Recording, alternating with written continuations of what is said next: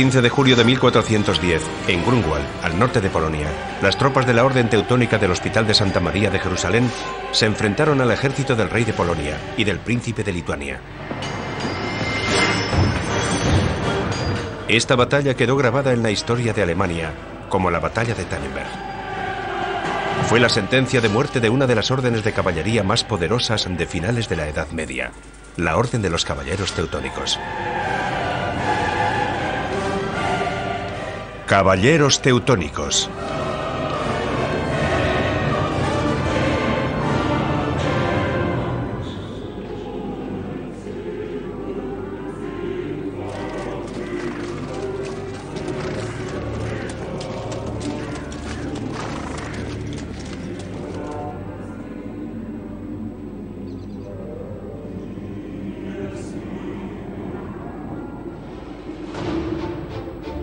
La Orden de los Caballeros Teutónicos tiene sus raíces en la historia de las cruzadas, cuando los papas recurrían a los fieles para reconquistar los lugares sagrados que habían caído en manos musulmanas. Su llamada fue respondida por caballeros de toda Europa, que vieron en este hecho la oportunidad de ganarse un lugar en el cielo. Esta historia comienza en 1189, cuando los cristianos de Oriente fueron expulsados de Jerusalén y confinados en los alrededores de Tiro, en el condado de Trípoli y en el Principado de Antioquía. Con las cruzadas surgió una nueva caballería muy poderosa que pronto construyó una serie de imponentes fortalezas como el Crac de los Caballeros. Caballeros al servicio de la nobleza en otros tiempos se convirtieron en monjes e hicieron votos de pobreza, de castidad y de obediencia. Había dos órdenes de caballería, los hospitalarios y los templarios. Bernardo de Claraval, padre espiritual de las cruzadas, hizo una gran distinción entre estas milicias religiosas y la caballería tradicional. Hizo un juego de palabras en latín, transformó la palabra milicia en malicia, la parte malvada relacionada con el diablo. Así que los caballeros que luchaban y que vestían bellos trajes o joyas estaban en el bando del diablo. Los verdaderos caballeros, los verdaderos cristianos, no vestían elegantemente, iban sucios, con el pelo largo y barba, pero luchaban por Cristo, por lo tanto, representaban la buena milicia. El hombre que expulsó a casi todos los cristianos de Tierra Santa fue Saladino, un kurdo que se convirtió en el sultán de Egipto. Unificó los diversos pueblos musulmanes y se ganó el apoyo del sultán de Siria. Juntos aplastaron a los cristianos en la batalla de Jatín y tomaron Jerusalén en 1187. Cuando el Papa emprendió su tercera cruzada para liberar la ciudad santa, un puñado de supervivientes, bajo las órdenes del barón Guy de Lusignan, intentó sitiar San Juan de Acre, el puerto de acceso más grande de la región. Sin el apoyo regular que recibían de Europa, los cruzados que sitiaban la ciudad se encontraban en una situación precaria. Las condiciones en los campos de los caballeros eran muy malas. Era invierno, tenían hambre y estaban enfermos. Todo esto hacía que la orden teutónica estuviera enferma, débil y hambrienta. En los ejércitos medievales no había servicios médicos. Los enfermos y heridos eran tratados en hospitales privados fundados por buenos cristianos, quienes cuidaban de los heridos para asegurarse la salvación de su alma. Entre estos cristianos había comerciantes de Bremen y Lübeck que utilizaban las velas de sus barcos para montar un improvisado hospital a lo largo de las murallas de la ciudad sitiada de San Juan de Acre. Constituyeron una fraternidad de habla alemana de la cual nacería la Orden de los Caballeros Teutónicos.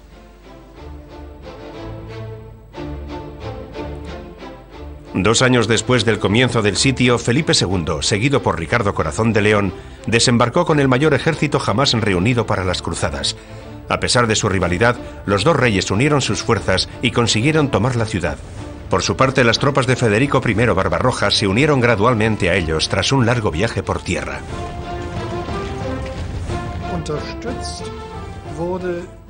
La fundación de este hospital recibió al principio el apoyo del príncipe Federico de Suabia, hijo del rey Barbarroja, que se ahogó durante la cruzada.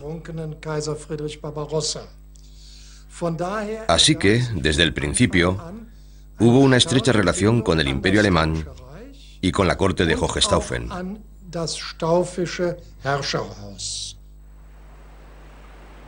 Después de la toma de San Juan de Acre en 1191, el hospital alemán se instaló dentro de las murallas de la ciudad, cerca de la puerta de San Nicolás, creciendo en estatus y en tamaño. La fraternidad entre los peregrinos y los caballeros alemanes se transformó en una orden de caballería que tomó la responsabilidad de una parte de la ciudad.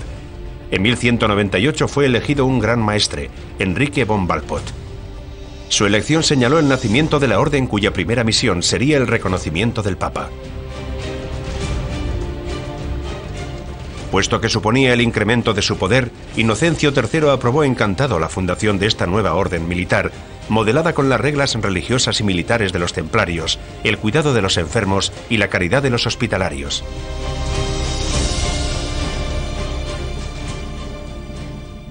Como todos los cruzados, vestían la cruz como signo de reconocimiento.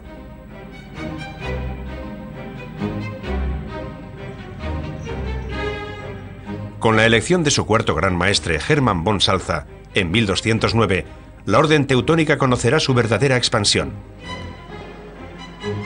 Este caballero llegó al puesto más alto de la orden gracias a su calidad de astuto diplomático y político.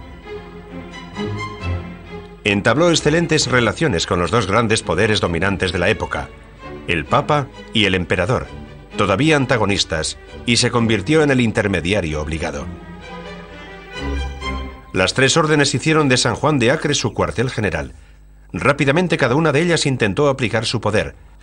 Aunque fueran compañeros de armas contra los infieles, eran rivales ante Roma y los príncipes cristianos. En este sentido, von Salza era el más hábil. Su decisión de designar el antiguo hospital de Jerusalén como cuna de la orden teutónica suscitó la cólera de los hospitalarios. En la época de la Primera Cruzada, los hospitalarios tuvieron que montar ellos mismos un lugar para acoger a los peregrinos alemanes, perdidos en aquel mundo de cruzados dominados por los francos. El conflicto entre las órdenes se volvió más patente en la época de las cruzadas del emperador Federico II, después de que fuera excomulgado. Solo fue apoyado por los caballeros teutónicos. Los hospitalarios y los templarios estaban contra él, así como la Iglesia en Tierra Santa y el Papa.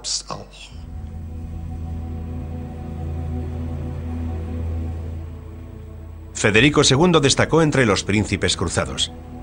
En febrero de 1229, reconquistó Jerusalén sin derramar sangre, negociando con el sultán de la ciudad, Al-Kamil.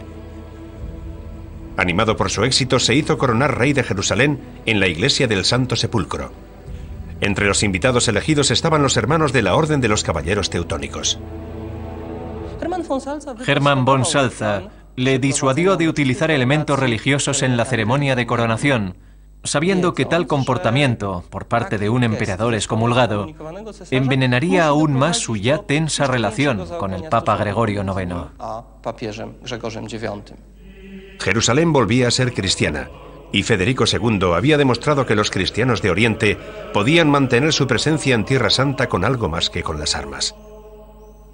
Pero se marchó de Jerusalén solo unos días después, dejando a los cristianos desprovistos de una verdadera autoridad y presa de las rivalidades entre los caballeros de varios reinos. Hermann von Salza vio la necesidad de proteger a su orden de futuros conflictos.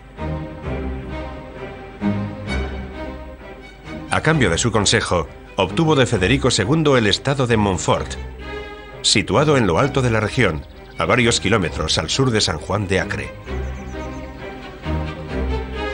El castillo se convirtió en el cuartel general de la Orden Teutónica.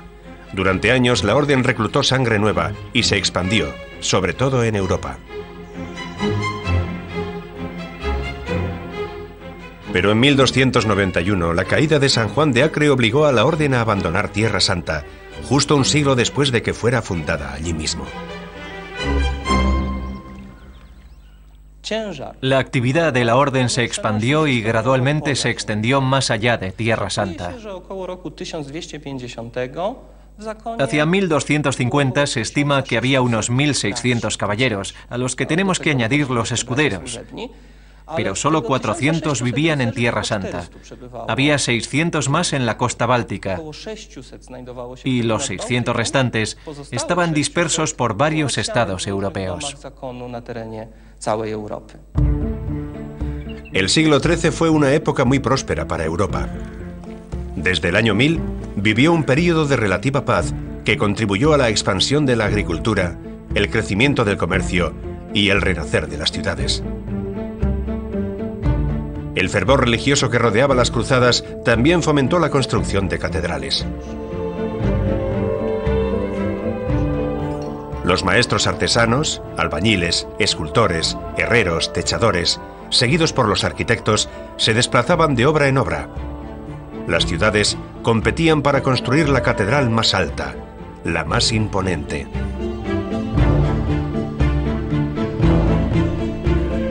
Los fieles financiaban estos edificios con sus donaciones. Lugar de rezo, pero también de debate, la catedral se convirtió en el símbolo del poder recuperado por las ciudades. Las órdenes de caballería y las órdenes religiosas se beneficiaban de estas donaciones. Era de esperar que los caballeros defendieran las fronteras de la cristiandad. Al este, tribus nómadas de Asia hacían incursiones regularmente. Al sur, los árabes suponían una amenaza. Ante esta situación, Hermann von Salza tuvo la idea de fundar un verdadero estado religioso dirigido por los caballeros, de acuerdo con los preceptos de la orden. La táctica era siempre la misma: ayudar a un pequeño territorio cristiano de la frontera que estuviera en guerra contra sus vecinos paganos. Esto les daba la oportunidad de hacer incursiones, invadir las tierras paganas e imponer su soberanía sobre ellas. La oportunidad se presentó sola cuando en 1211 el rey de Hungría, Andrés II, hizo llamar a los caballeros teutónicos para que defendieran las fronteras del este de los ataques de los cumanos, tribu musulmana de origen turco. Llegados de las montañas, no cesaban de asolar los pueblos de Transilvania. De este modo, los caballeros teutones actuaron como una milicia privada, un ejército mercenario encargado de asegurar la defensa del reino. A cambio, este les cedería parte de sus dominios y sin mucha demora una región entera pasó a ser propiedad de la orden.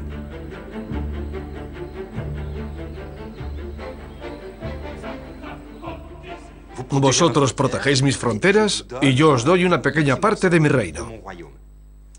Al principio funcionó bien, pero los problemas surgieron cuando los caballeros teutónicos, sin duda, quisieron hacerse dueños de estos territorios y empezaron a hacer cosas que no podían hacer.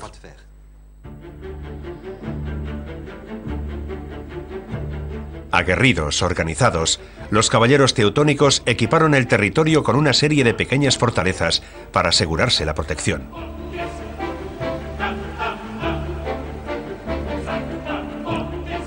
De esta manera aprovecharon para extender un poco sus dominios y fundaron la ciudad de Kronstadt, actual Brasov, en Rumanía.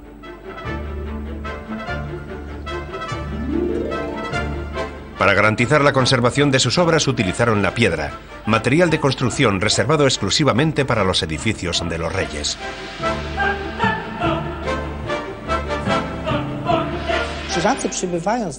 Cuando llegaron al territorio del reino húngaro, los caballeros teutónicos querían fundar un estado monástico que fuera totalmente independiente, no solo de la iglesia local, sino también del poder político.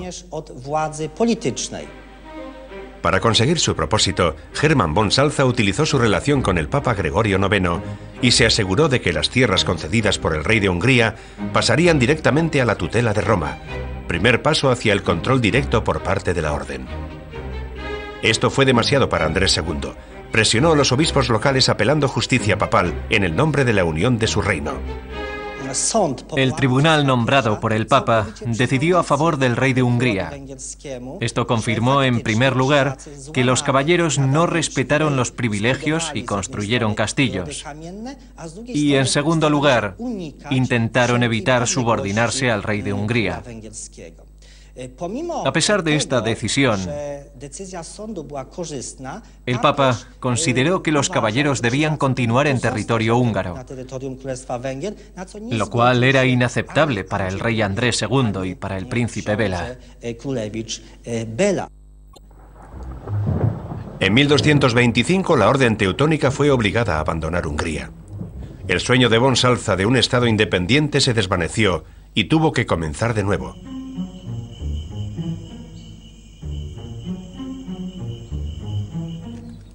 Los campesinos y los comerciantes se apoderaron gradualmente de los edificios abandonados por los caballeros.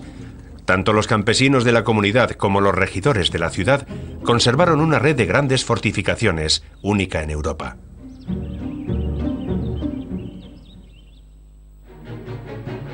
No pasó mucho tiempo hasta que los caballeros teutones tuvieron otra oportunidad para hacerse con otras propiedades. En aquel tiempo Polonia estaba debilitada por las divisiones internas y por los ataques por el norte de los ejércitos paganos de origen prusiano. El príncipe de Masovia necesitaba un ejército para garantizar la seguridad de su principado. Su sueño era unificar Polonia e instalarse en Cracovia, la capital histórica del reino. Entonces a los príncipes polacos solo les interesaba Polonia, el reino de Polonia que estaba dividido en 4 o 5 partes. Esta era su aspiración política, no trataban de conquistar Prusia.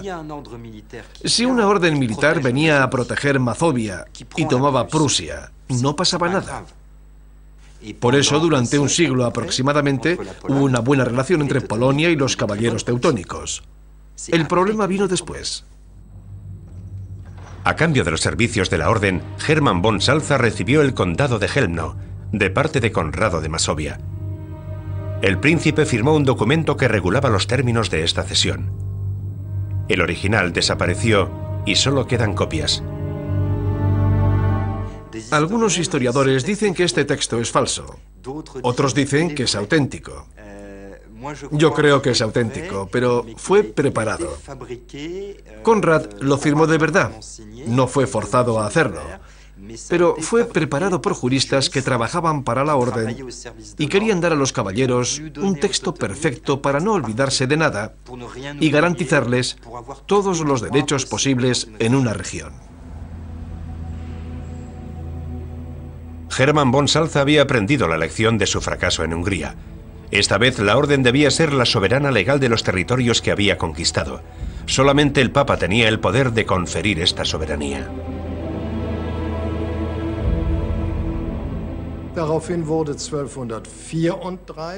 En 1234, por un decreto firmado en Rieti, el Papa concedió el privilegio a la orden.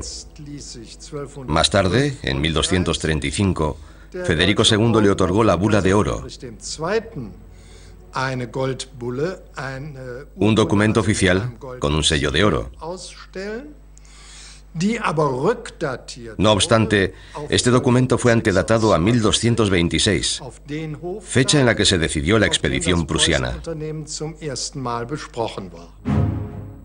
La crónica de la orden, conservada por uno de los hermanos, Pedro de Duisburg, narra que von Salza comenzó enviando a 3 caballeros a reconocer esta nueva tierra. La misma crónica relata que la primera construcción de los caballeros fue una torre de vigilancia sobre un árbol.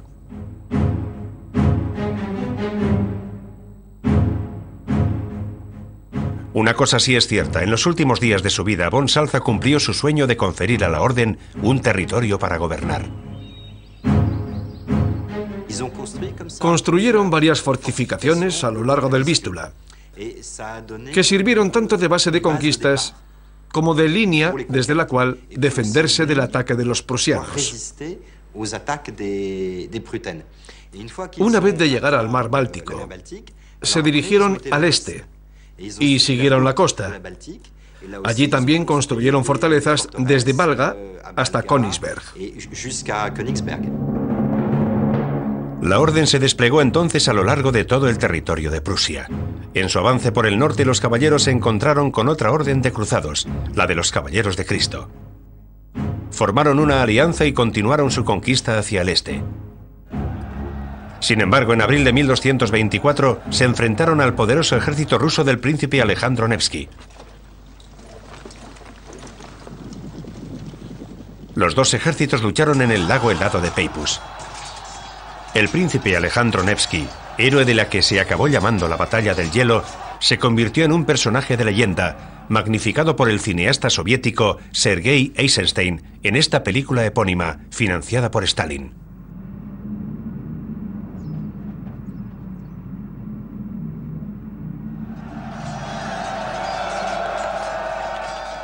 El ejército ruso infligió una dura derrota a los caballeros teutónicos, acabando para siempre con su expansión hacia el este. La orden teutónica volvió entonces hacia el oeste, al norte del reino de Polonia, que paulatinamente recobró su unificación bajo el liderazgo del príncipe Ladislao Łokietek. Para marcar esta nueva era, el príncipe Ladislao se instaló en el castillo de Wawel, en Cracovia, cuna histórica de la monarquía de Polonia.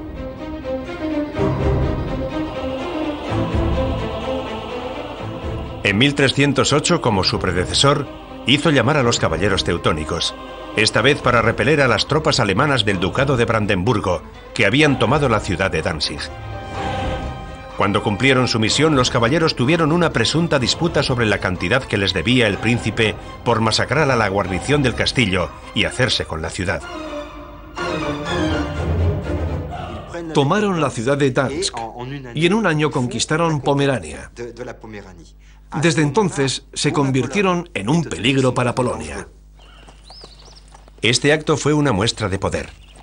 Entonces la orden trató de fundar un verdadero estado, un principado que hermanara una mezcla de pueblos, incluyendo a los alemanes, prusianos y polacos, algunos de ellos cristianos y otros paganos.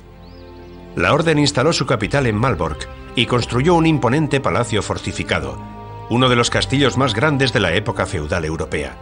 Por fin el sueño de Hermann von Salza se hizo realidad.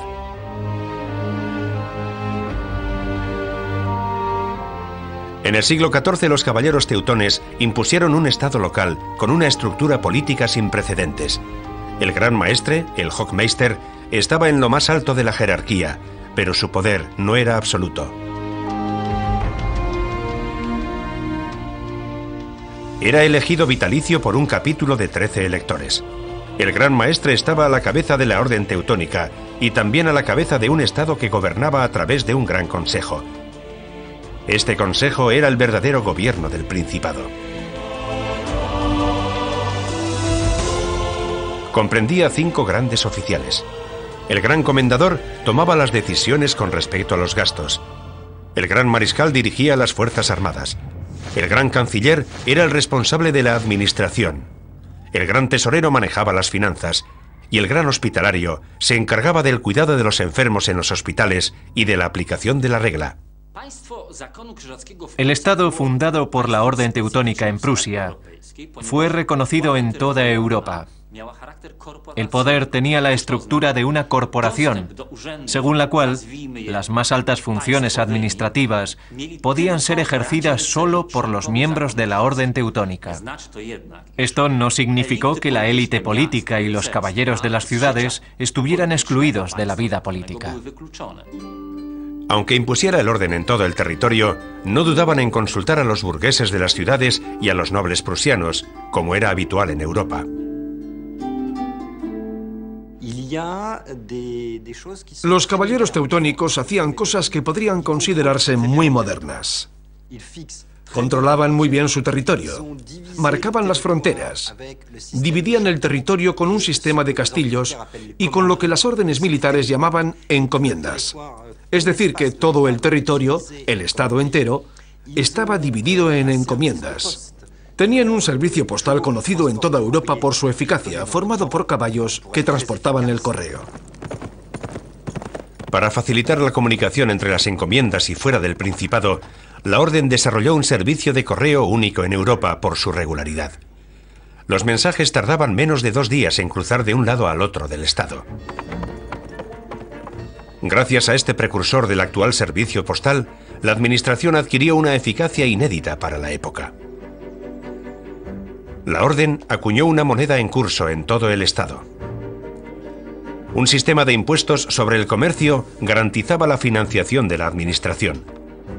El poder del Estado descansaba sobre unas saludables finanzas públicas, mientras en los estados del oeste, los monarcas europeos estaban agobiados con grandes deudas en su intento de construir verdaderos estados soberanos. Mientras el oeste de Europa entraba en un período de declive, el Estado teutónico se quedaba al margen de aquella agitación. El Estado teutónico tenía además un comercio muy activo, principalmente cereales que salían de Malbork y ámbar amarillo de Königsberg. El ámbar era enviado a Lübeck y después a Brujas para decorar libros de oraciones.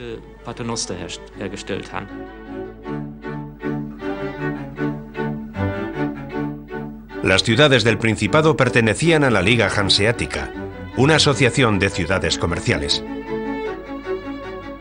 Los mercaderes prusianos comerciaban con cereales y madera a lo largo de toda Europa, hasta Flandes e incluso el Mediterráneo. La burguesía urbana aumentó en todo el territorio. Danzig se convirtió en el puerto más importante del Báltico. En esta región de miles de lagos, el pescado era abundante y estaba en todas las mesas. Pero también se podían encontrar frutas y especias exóticas. Las artes culinarias florecieron, la carne y la caza se volvieron más sofisticadas. La leyenda cuenta que el único acto de bandidaje conocido en este estado fue cometido por unos cocineros. Se dice que agujerearon el techo de la cocina para acceder a la caja fuerte de la orden. Las comidas se servían de acuerdo con la tradición monástica. En el refectorio, sentados en largas mesas, escuchaban pasajes de la Biblia leídos por uno de los hermanos. Todavía se comía con las manos. Bebían agua y cerveza de producción local. Y en ocasiones, vino alemán o italiano.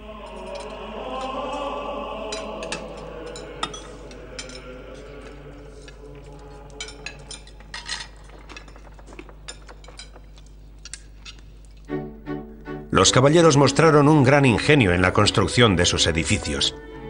Organizaron un sistema de calefacción con aire caliente que discurría por debajo del suelo. También organizaron la circulación de agua limpia y aguas residuales e inventaron un sistema original de letrinas. Un diablo haciendo sus necesidades indicaba el lugar donde se encontraban para que nadie molestara a sus ocupantes. El tema de la higiene tampoco era habitual en aquella época. Vemos fortificaciones con planos que se parecen mucho. Esto se hacía deliberadamente. El gran maestre de la orden quería que su poder se viera desde todas partes. Muy pronto cada ciudad presumía de un castillo que albergaba tanto a los caballeros como a su administración. Los castillos generalmente tenían 4 alas independientes, con unas torres en los ángulos y una quinta torre más alta, una especie de mazmorra. Los tejados estaban construidos para sobresalir de las fachadas, para hacer más difícil la toma de los edificios. Toda la arquitectura, incluso la arquitectura religiosa, cumplió gradualmente con estas reglas de construcción fortificada. Los claustros jugaban un papel importante, ya que constituían el único camino para moverse de una ala a otra, de un edificio a otro. La orden reclutó caballeros a lo largo de todo el Santo Imperio Romano Germánico, pero solo de entre los nobles, quienes tenían que demostrar 4 generaciones en la nobleza. Aquellos que querían alistarse tenían que tomar los votos monásticos y jurar que lucharían contra los enemigos del cristianismo. En Königsberg había una especie de institución que imitaba a la legendaria mesa redonda. Era una mesa de honor en la que tenían derecho a sentarse los soldados que habían luchado valientemente. Se celebraba un banquete en presencia del gran maestre de la orden y después podían ir a su casa. Era un honor ser recibido por el gran maestre en Malbork o en Königsberg y sentarse a su mesa. Poco a poco, todos los caballeros europeos miraron hacia este estado que mantenía altos los valores de la orden. Muchos aceptaban con gusto las invitaciones a las fiestas e incursiones que podían durar varias semanas. Estos encuentros eran también una oportunidad para invadir territorios paganos. Para los invitados, una forma de mostrar su valentía, y para los caballeros teutónicos, una forma de intimidar a quienes pudieran estar tentados a retar su poder. Entre estos invitados estuvieron el futuro rey Enrique IV de Inglaterra y el conde Boucicaut. Este último luchó por toda Europa y fue uno de los representantes más ilustres de la caballería feudal. Mariscal de Francia, fue capturado por los ingleses en la batalla de Agincourt. En la Edad Media eran bastante raras las batallas de dos ejércitos cara a cara. Con frecuencia preferían hacer pequeños ataques aislados. Atacaban castillos, quemaban pueblos, mataban a los campesinos, realizaban incursiones.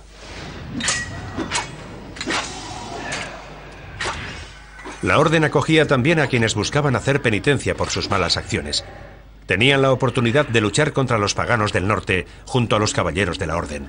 De una manera brutal, perpetuaron la tradición de las cruzadas. Tanto en verano, cuando los ríos estaban secos, como en invierno, cuando estaban helados, dejaban Ragnit, cruzaban el llamado territorio salvaje y hacían incursiones de 2 o 3 días en Lituania, donde se dedicaban al pillaje. Lo difícil era transportar su botín, personas y ganado a un lugar seguro en Königsberg o Ragnit antes de que las tropas lituanas los atraparan. Pero en 1385 un suceso hizo añicos el balance de poder entre los caballeros y sus vecinos. La historia llegó hasta nosotros gracias al gran cronista polaco Jan Długosz.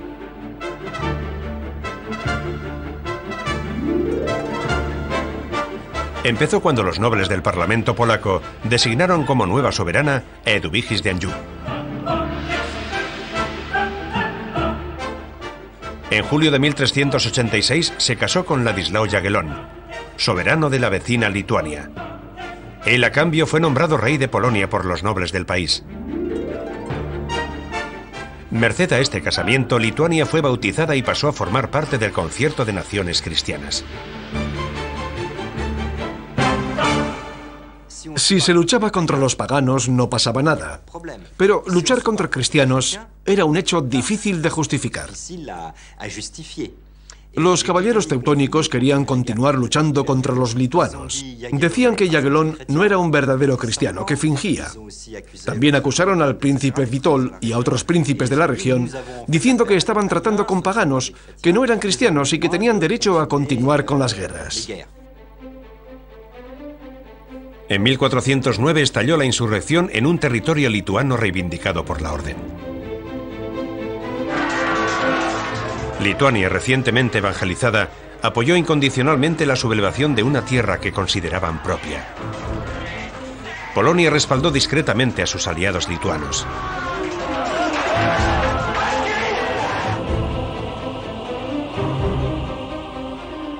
Fue elegido un nuevo gran maestre, Ulrich von Jungingen. Era un guerrero, partidario de la firmeza frente a esta alianza entre Polonia y Lituania. La tensión aumentó entre los dos bandos y Polonia envió al arzobispo Nicolás Kurowski a Malbork para poner en guardia al gran maestre.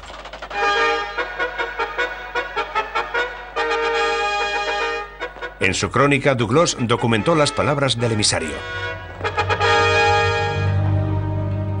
Maestre, le dijo, sabed que no os permitiremos invadir Lituania, nuestra aliada, sin replicar del mismo modo en Prusia. El gran maestre respondió, entonces prefiero atacar a la cabeza antes que a las extremidades, los pueblos y ciudades antes que los campos desiertos. Ulrich von Jungingen declaró entonces la guerra a Polonia. Las tropas prusianas cruzaron la frontera polaca e invadieron el norte, destruyeron los castillos y quemaron los pueblos. El rey Jagiellon lanzó una contraofensiva, pero solo pudo recuperar la ciudad de Bydgoszcz. Antes de que estallara la Gran Guerra, los polacos y los lituanos se encontraron solos en el terreno diplomático del centro y el oeste de Europa para solucionar el conflicto con la Orden Teutónica. Los principales líderes de Europa Central, el rey de Bohemia y el rey de Hungría, el soberano del Imperio Romano Germánico y el príncipe de Pomerania estaban a favor de la Orden Teutónica. Una intensa actividad diplomática agitó ambos bandos, que enviaron emisarios a los 4 costados de Europa. Tenían que forjar alianzas para poder tener alguna ventaja en la batalla que se anunciaba. La Orden Teutónica obtuvo el apoyo del rey de Hungría, Segismundo de Luxemburgo, que concentró sus tropas en la frontera con el Reino de Polonia. Los talleres de metalurgia muy desarrollados en ambos países fueron reclutados para el suministro de espadas, escudos, lanzas, arcabuces e incluso cañones. Cada país activó su red de espionaje para descubrir la estrategia y los preparativos del otro bando. En este terreno los mejores fueron los polacos. En diciembre de 1409 se celebró una reunión secreta en Brest entre el rey Ladislao, el príncipe Witold y el real canciller Nicolás Traba. En esta reunión se estableció un plan de campaña para 1410. Este plan preveía los ataques simultáneos de las tropas polacas y lituanas en varios puntos del territorio prusiano. El propósito era impedir que el ejército de la Orden descubriera el verdadero objetivo de la maniobra, la fortaleza de Malbork, el corazón de la Orden teutónica y de su gobierno. De todas formas, para conseguir su objetivo, los aliados polacos y lituanos tenían que asegurarse de que todas sus tropas se reagruparían antes de cruzar el Vístula. Los polacos tuvieron la idea de construir en secreto un puente móvil que podían esconder en el bosque y colocarlo en el lugar adecuado en el último momento. Durante todo el invierno fue el maestro Yaroslav, un ingeniero antes de que existiera esta palabra, quien diseñó y construyó un puente de 500 metros de largo, capaz de soportar el paso de unos 20.000 jinetes. En junio de 1410 estalló la guerra. Las tropas polacas atacaron Prusia por diversos flancos.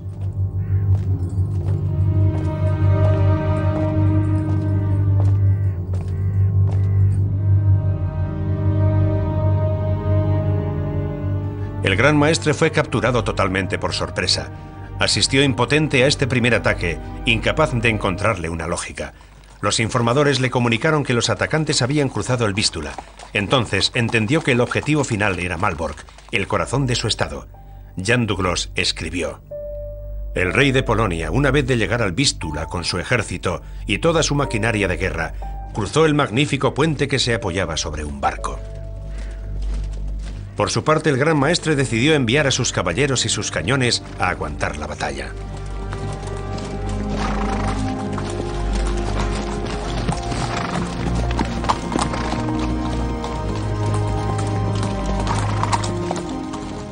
Eran dos ejércitos que tenían una visión móvil de la guerra. No esperaban al enemigo, sino que se dirigían hacia él a horcajadas. Y antes de la batalla de Tannenberg se pueden ver perfectamente los desplazamientos de ambos ejércitos, el teutónico y el polaco. Los ejércitos desarrollaron una verdadera estrategia de guerra en movimiento. Los polacos siguieron su plan y una vez reunidas sus tropas, marcharon hacia Malbork, pero todavía tenían que cruzar el río Dresa. Los caballeros teutónicos fueron bastante previsores. Pensaron que probablemente Jagiellon intentaría atravesar el río Dresa en su camino a Malbork. Incluso determinaron el lugar en el que esto podía ocurrir, es decir, cerca del pueblo de Kurzenik, porque en este punto el río era menos profundo.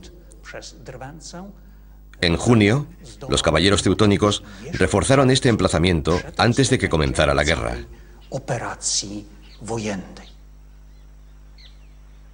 La crónica cuenta que al llegar al río Dresa, la vanguardia polaca se encontró por casualidad con la avanzadilla teutónica. Jagiellon descubrió que los caballeros teutónicos estaban bloqueando el paso a través del río, así que decidió cambiar de planes. Retrocedió con todo el ejército y con una clara maniobra tomó la ciudad de Dąbrówno.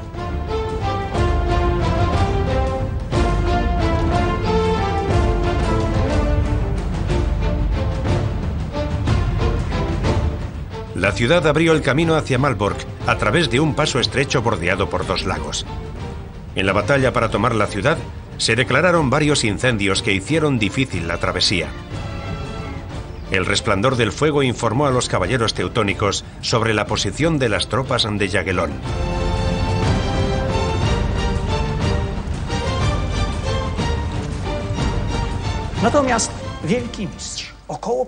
En la noche del 14 al 15, a eso de la medianoche, el gran maestre se dirigió con todo su ejército hacia Tannenberg. 「 ¡Qué 100 na Stenberg! 」 ― «¡Qué 100 na Stenberg! » （ ―«qué 100 na Stenberg! » （ ―«qué 100 na Stenberg! » （ ―«qué 100 na Stenberg! »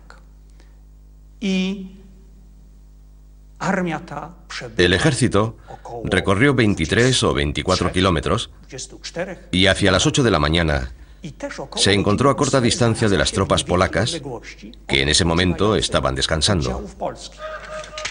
El ejército de Jagiellon había descansado toda la noche. Estaban haciendo los últimos preparativos aprovechando el frescor del bosque. Los caballeros teutónicos habían cabalgado toda la noche y esperaban al descubierto. Ambos bandos rezaban por la victoria.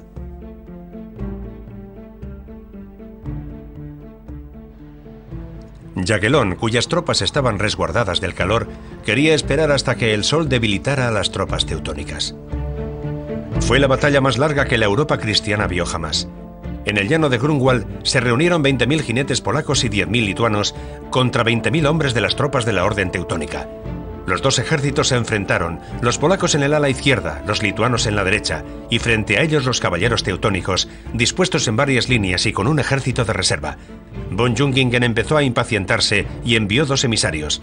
La crónica cuenta que Jagiellon respondió de la siguiente forma: «Estoy esperando a que Dios me indique el momento adecuado». Como propaganda fue muy eficaz.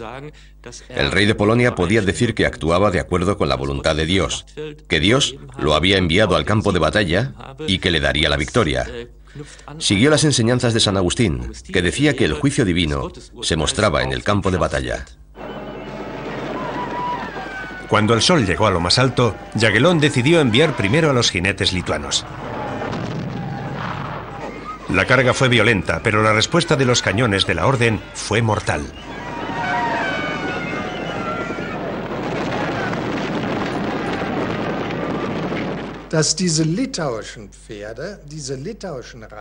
Los jinetes lituanos primero cargaron, pero después se reagruparon e hicieron creer a los caballeros teutónicos que estaban huyendo. Estos se prepararon para ir tras ellos. Y en ese momento fue cuando el ejército polaco y el lituano aprovecharon para atacar por el centro.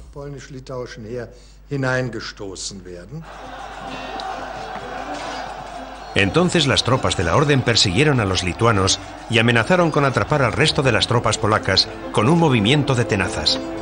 Para evitar ser rodeados, los polacos entraron en acción y arremetieron contra la caballería teutónica.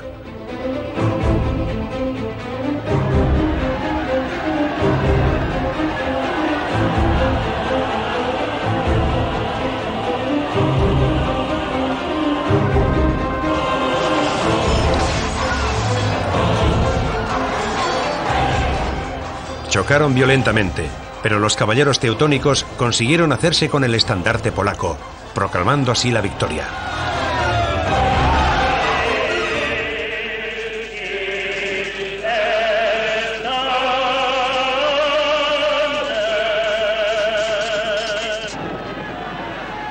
Pero la batalla no había terminado.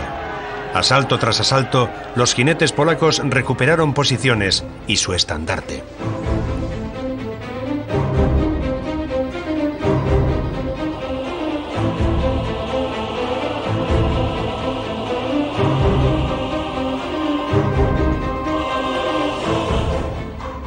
El gran maestre reagrupó a sus tropas para preparar el asalto final.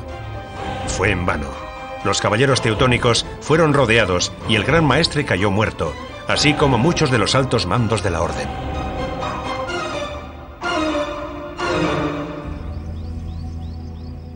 Un mensajero partió hacia Malbork para anunciar la derrota del ejército teutónico, desprovisto de armas y soldados.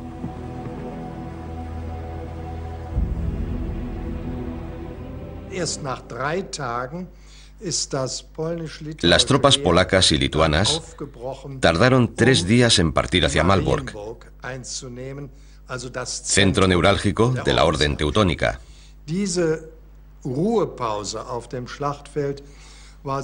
La Orden aprovechó esta pausa para reforzar Malbork y concentrar más tropas para hacer frente al estado de sitio.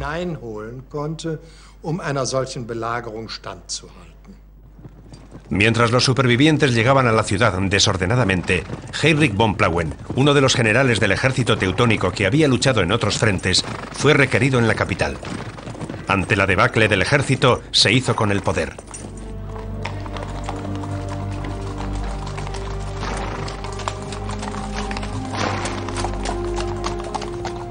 Organizó la defensa de Malbork.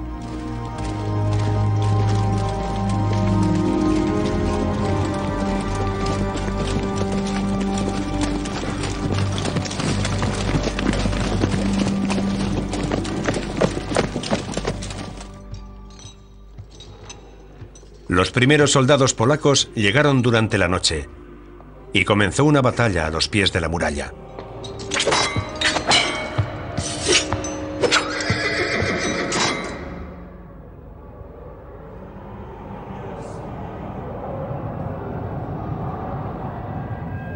$4.000 defensores del castillo se opusieron a las tropas de Jagellón.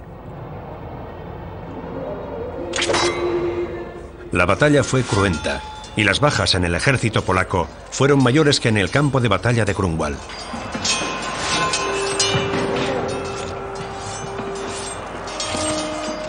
Dos meses después, los polacos abandonaron finalmente el sitio.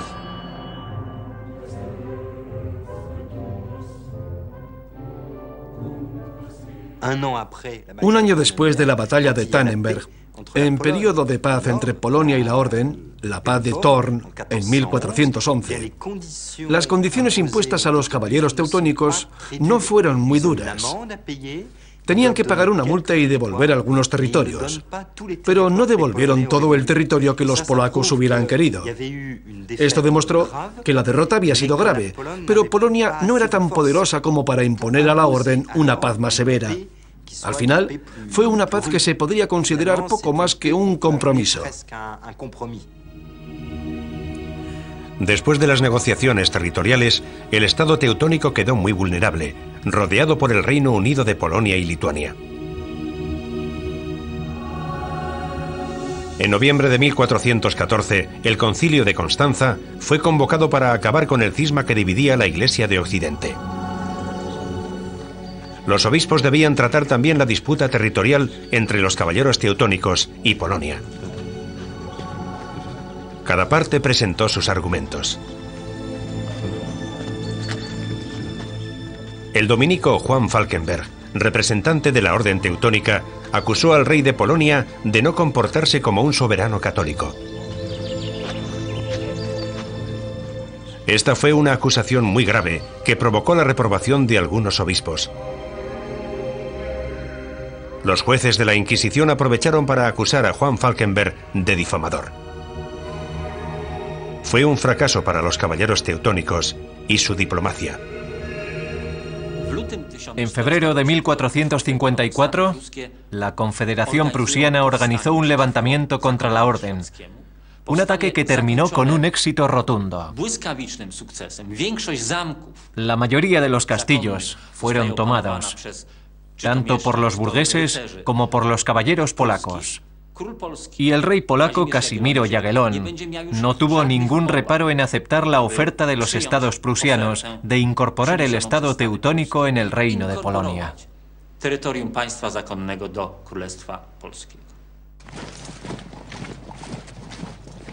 La sublevación prusiana desató una guerra civil que duraría 13 años.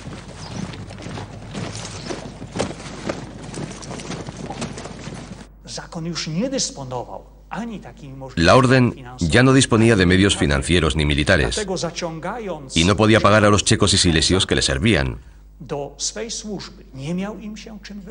Así que Ulrich Czerwenka, el comandante checo de Malbork, se puso en contacto con otros jefes que tenían castillos y ciudades bajo su mando y les amenazó con vender los castillos al rey Casimiro para poder pagar los sueldos.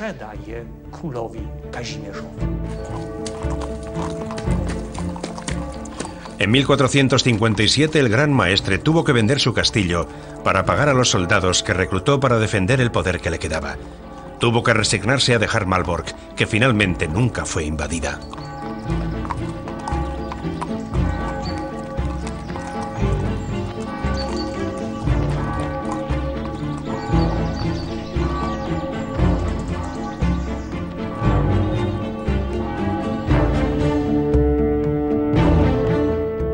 Königsberg se convirtió en la nueva capital de esta federación de ciudades y pueblos, de campesinos y burgueses que jurídicamente aún estaban bajo la autoridad de la orden monástica. Poco a poco la orden perdió sus dominios, sus castillos y fortificaciones, y con ellos la posibilidad de ejercer su autoridad sobre una población que ya no quería ser gobernada por una orden religiosa. La guerra contra Polonia y Lituania y el precio pagado por la paz habían arruinado las finanzas de los caballeros teutónicos. Para el pueblo, la orden militar impuesta por la fuerza durante demasiado tiempo se había vuelto intolerable. La solución llegó por fin en 1525, cuando Alberto Hohenzollern, gran maestre de la orden, decidió unirse a la enseñanza luterana y de esta forma secularizar la orden. Prusia se convirtió en un estado luterano y el príncipe Alberto, un príncipe que reconocía la supremacía de la corona del reino de Polonia, se convierte en su vasallo. Y así terminaron los 3 siglos de historia de la orden teutónica. La orden retornó a la tarea que había sido el principio de su fundación, la caridad. Aún hoy hay personas que siguen practicando este ideal. La verdadera caballería no está determinada por la forma de una espada, sino por el compromiso con Cristo, la protección y la defensa de víctimas oprimidas y de los necesitados. Esta es la actitud de los hermanos, hermanas y amigos de la actual orden teutónica, siempre fieles al precepto de cuidar y curar juntos. El principado gobernado por la orden teutónica durante más de 200 años se convirtió en la cuna del Estado de Prusia. La turbulenta historia de la orden adquirió proporciones míticas y fue reivindicada por los nacionalistas eslavos y alemanes.